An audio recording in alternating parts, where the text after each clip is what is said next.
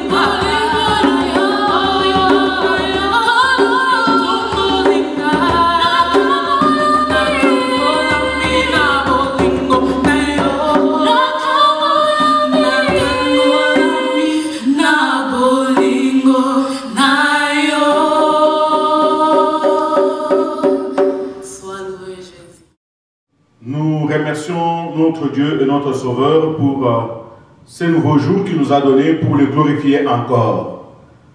Nous disons merci à Dieu parce que c'est son amour qui nous soutient, qui nous relève et qui nous donne la force de vie.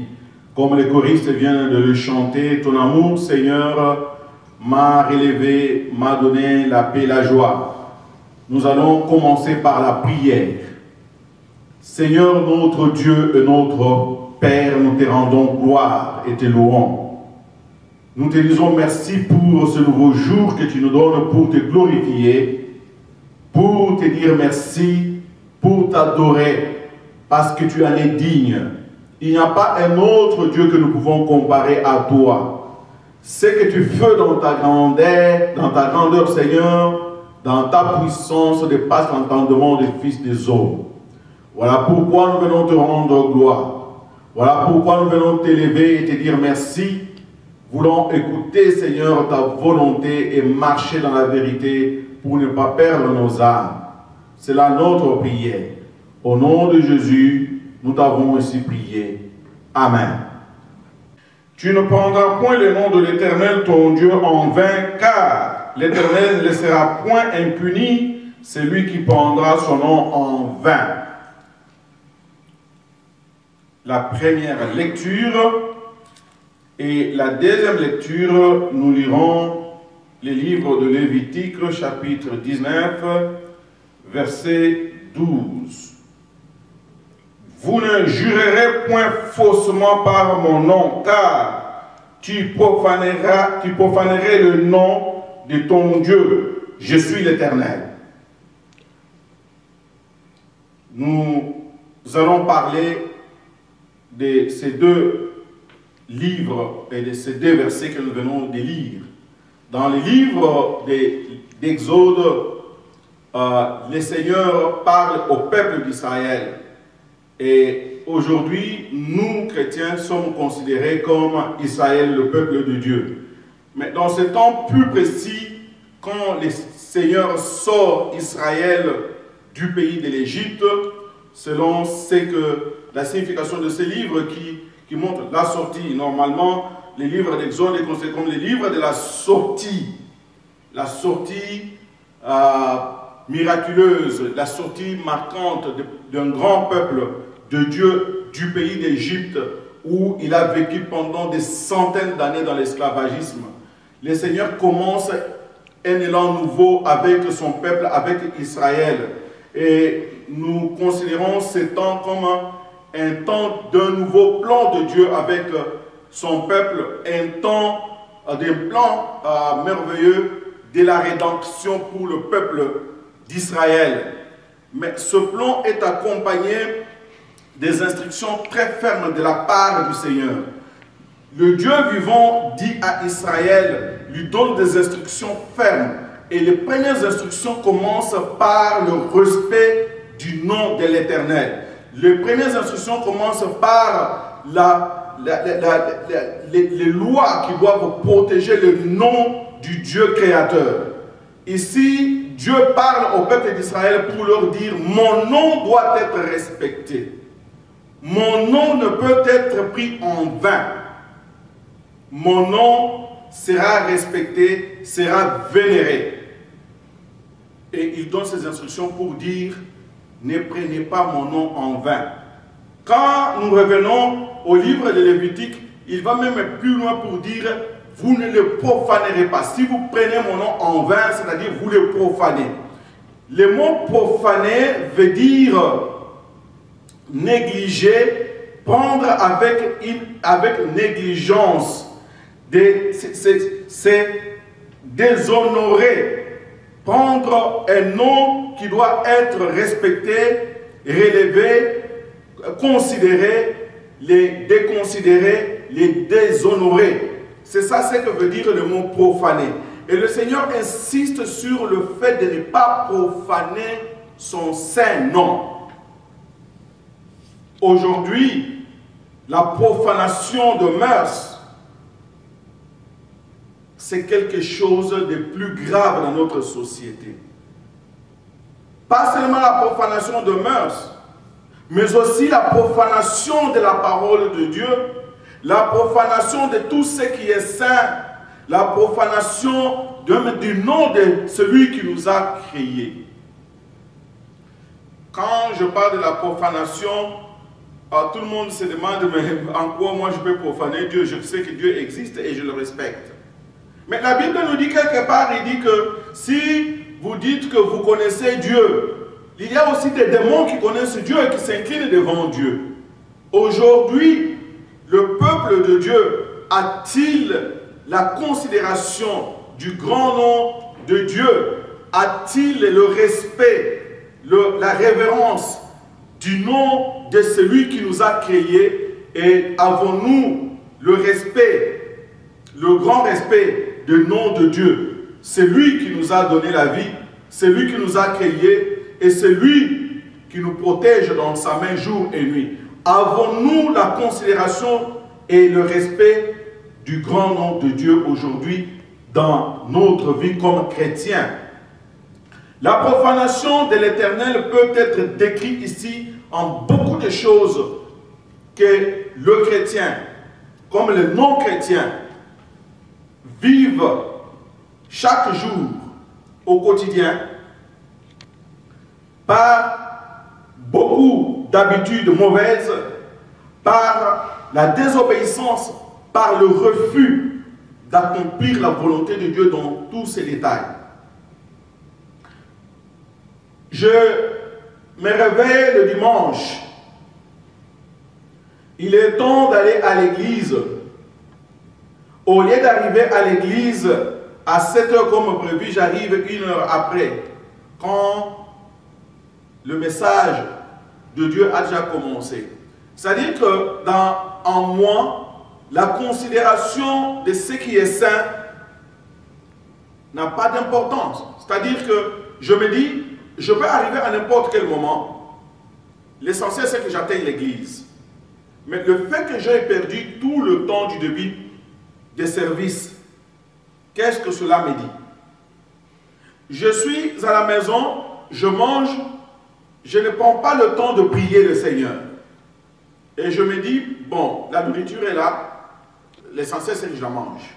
Mais qui m'a donné cette nourriture? Je me réveille le matin, j'entre dans ma voiture, je prends le volant, je vais au travail, sans avoir remercié le Dieu qui m'a levé du sommeil et pour lui dire, Seigneur, merci parce que c'est toi qui m'as donné la vie aujourd'hui afin que j'ai la force pour aller au travail. Mais qui m'a donné cette énergie, même qui m'a soufflé du souffle de vie pour que je puisse me réveiller du sommeil et aller aux diverses occupations? Autant d'exemples qui montrent la profanation et la négligence du grand nom du Seigneur dans nos habitudes. Aujourd'hui, tout le monde est à la maison, les gens ne partent pas prier, et combien le soir ou le matin font un culte avec les enfants à la maison, avec le mari, avec la femme, pour dire remercions le Seigneur pour la journée qu'il nous a donnée, et lisons un passage de la Bible, glorifions son Saint-Nom. Combien le font? Combien ont amené leurs offrandes pendant que l'église ne fonctionne pas à l'église pour dire le travail de Dieu n'est pas mort, le travail de Dieu continue à l'église. Moi je vais mettre mon offrande à l'église pour servir le Seigneur même si je ne suis pas allé à l'église.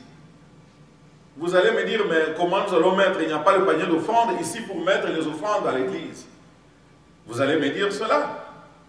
Merci beaucoup à des frères et des sœurs qui m'ont montré qu'ils les envoient toujours leurs offrandes à l'église en les mettant dans les enveloppes et en les déposant à la poste. Ils envoient l'argent régulièrement à l'église, ils envoient des dons régulièrement à l'église. Nous avons reçu des masques de frères et sœurs, nous avons reçu des produits pour purifier le main et beaucoup d'autres dons, même de nourriture, que certains chrétiens ont pensé à mettre à disposition de l'église pour servir au sein de l'église. Mais les autres complètement dorment. Ils se disent, mais je suis à la maison. Ils vont dire, mais il n'y a pas de panier d'offrande ici. Il n'y a pas de panier d'offrande. Mais quand il faut envoyer l'argent pour aller acheter un ordinateur, ça part facilement. On sait quel moyen utiliser sur Internet pour acheter un ordinateur, pour acheter un téléphone qui coûte cher, pour avoir une télévision qui coûte cher. On envoie l'argent facilement. Mais quand il faut servir le Seigneur, on se pose autant de questions. Beaucoup de chrétiens aujourd'hui dorment. Mais la Bible nous dit qu'à un moment donné, quand la paix reviendra sur la terre et que les gens commenceront à dire il y a la paix, il y a la paix, il y a la paix, alors viendra une ruine soudaine sur la terre. Est-ce que vous vous dites que il y a la paix maintenant sur la terre, la maladie est finie, la mort s'est arrêtée, je peux me réjouir et je peux faire tout ce que je veux? Nous croyons que le nom de Dieu demeure le même hier, aujourd'hui et éternellement. Et notre respect pour ce nom doit continuer à augmenter aussi longtemps que nous vivons sur la terre des hommes. Nous allons respecter le nom de l'Éternel pour tous les jours de notre vie. Le Dieu puissant, le Seigneur des cieux et de la terre, n'a pas permis à Israël de profaner son Saint-Nom. Il n'a pas permis à Israël de négliger son Saint-Nom. Aujourd'hui, la négligence des noms de l'Éternel passe par même le manque de respect des hommes de Dieu, où les hommes et les femmes n'ont pas de la considération des hommes de Dieu. Dans ma nation, je vis des gens mettre des vidéos des hommes nus. Et la plupart d'entre eux, les serviteurs de Dieu, on met leurs vidéos sur le média pour les dénigrer, pour les insulter, pour se jouer de leur nom. Mais les serviteurs de Dieu sont ceux qui ont fait des prodiges et des merveilles autrefois, qui ont déclaré le feu, et le feu est descendu du ciel. Ces serviteurs de Dieu sont ceux qui ont demandé que la pluie ne tombe pas sur la terre, et la pluie ne pouvait pas tomber. Ces serviteurs de Dieu sont ceux qui ont sorti des nations entières de l'esclavagisme. Et toutes ces choses que nous apprenons par la Bible s'accomplissent, se sont accomplies et continuent à s'accomplir. Quand nous sabotons le nom du Seigneur à faire des actions et des actes qui n'honorent pas le Seigneur, ça devient grave. Aujourd'hui, le respect des hommes de Dieu, où est-il? Le respect du nom de Dieu, où est-il?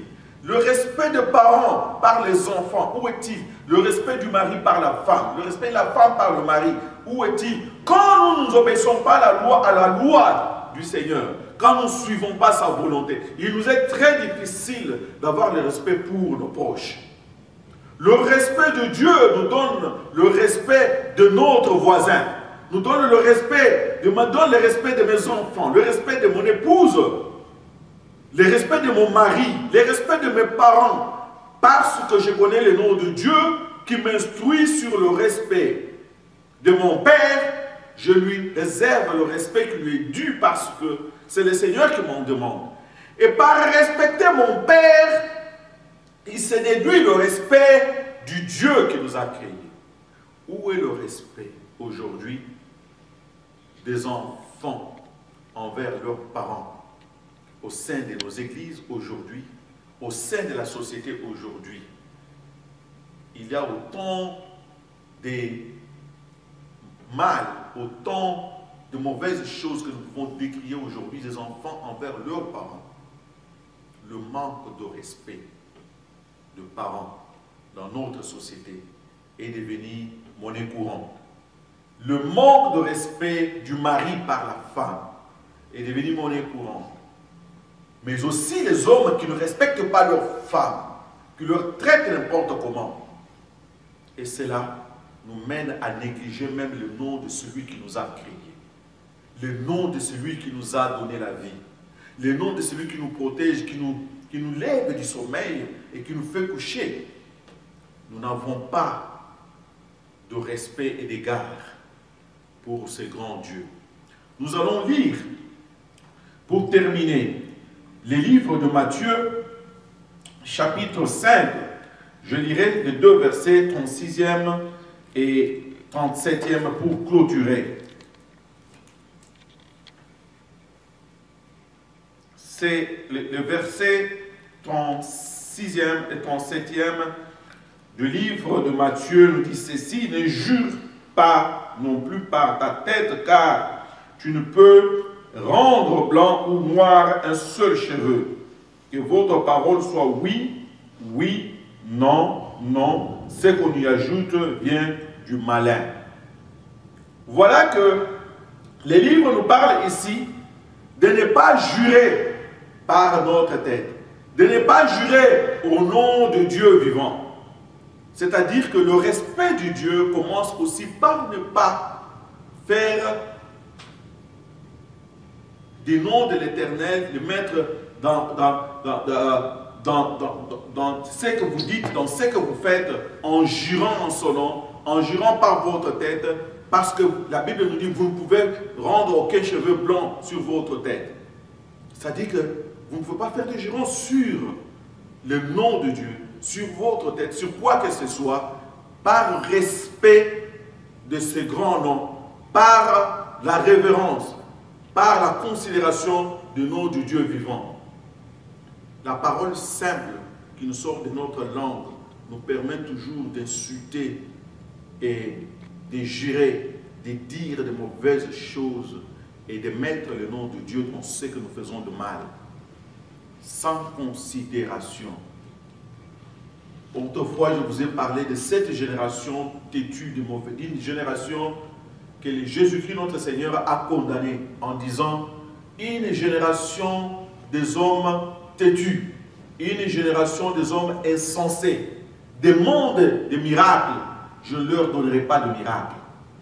Le Seigneur a refusé de faire de miracles. Parce que ce n'est pas le miracle qui te fera quoi. Tu en as vu autant dans ta vie. La vie même que nous vivons chaque jour est un miracle de la part du Seigneur. Mais pour le comprendre, il faut le regarder par l'œil de la foi. Sans la foi en Dieu, sans le respect du nom de l'Éternel, même les miracles produits au-devant de nous n'ont aucun effet. Aujourd'hui, le Seigneur t'appelle et te dit: ne profane pas mon saint nom. Est-ce que tu es prêt à respecter le nom de l'Éternel et à lui rendre service?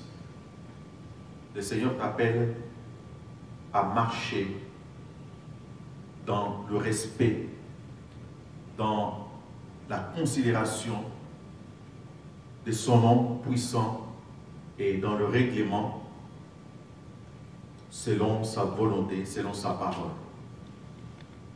Il te demande aujourd'hui de regarder là où tu es tombé pour te détourner, pour te relever et pour marcher, faire une marche nouvelle. Commencer l'exode avec le Seigneur, comme nous l'avons dit, livre de la sortie, mais aussi les commencements d'un plan merveilleux de la rédemption avec le Seigneur.